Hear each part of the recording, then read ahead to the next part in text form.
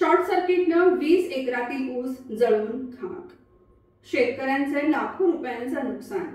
पाटण तालुक्यातील विहे येथील घटना। तातडीनं पंचनामे करून नुकसान भरपाई देण्याची शेतकऱ्यांची मागणी। पाटण तालुक्यातील विहे इथं शॉर्ट सर्किटमुळे 20 एकर क्षेत्रातील ऊस जळाला। ही घटना गुरुवार दिनांक 28 रोजी सकाळी 10 वाजण्याच्या सुमारास घडली। यामध्ये शेतकऱ्यांचं मोठं नुकसान झालं आहे। नागरिकांनी आग आटोक्यात आणण्यासाठी परिश्रम घेतल्यानं 40 एकर क्षेत्र पेटण्यापासून वाचवण्यात आलं।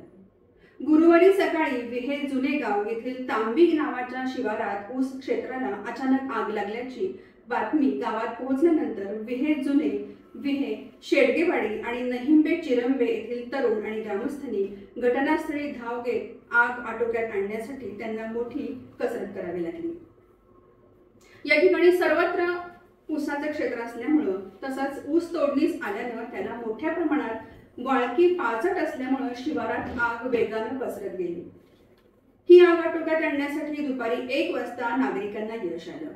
या आगीत विहे गावातील शेतकरी विजयसिंह वसंतराव पाटील यांचे 7 एकर क्षेत्र, शेखर कुमार पाटील यांचं 4 एकर, राहुल जयसिंग पाटील यांचं 4.5 एकर, दादासो शिवाजी पाटील यांचं 1.5 एकर, संभाजी साळुंखे आणि राजेंद्र साळुंखे यांचं 1.5 एकर, डॉक्टर अर्जुन संपाळ यांचे 30 गुंठे तसेच विजय जगन्नाथ पाटील यांचे 1 एकर क्षेत्रातील ऊस पीक जळून खाक झालं। गावातील 100 ते 150 तरुण आणि ग्रामस्थांनी प्रयत्न करून आसपासचे अंदाजे 40 एकर क्षेत्र जळण्यापासून वाचवले।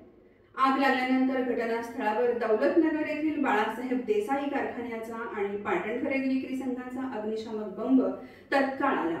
मात्र प्रत्यक्ष घटनास्थळी जाण्यास मार्ग नसल्यामुळे त्या गाड्या माघारी गेल्या। आग विझवल्यानंतर लगेच देसाई कारखाना, जयवंत शुगर आणि रयत कारखान्याची तोडणी यंत्रणा येऊन जळालेला ऊस 2 दिवसात कारखान्याला घेऊन जाण्याबाबत शेतकऱ्यांना आश्वासन दिले।